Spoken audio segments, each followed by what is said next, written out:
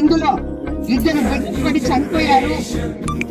మా ఆడవాళ్ళు బిడ్డల్ని వదిలేసి పనికి వెళ్ళాలంటే తిరిగి వచ్చే లోపల బిడ్డలు లేదో వాళ్ళకి తెలియట్లేదు.